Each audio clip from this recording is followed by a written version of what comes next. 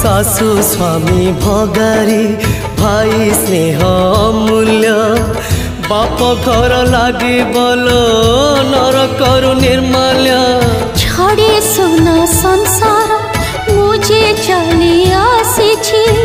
सही दुख को सड़मो एठी बंधा पड़ी भाई कथा न मानी पड़ी पड़ी बुकी जाओ जीवन पाछे बोझ हेबी काहे की घर घड़ी बिजुली करी बोलो उच्छन भाई थिली कहता अर्जुन फल्गुन सुना भौणी फेरिया फेरिया मो सुना भौणी तते मु भूली पारुनी।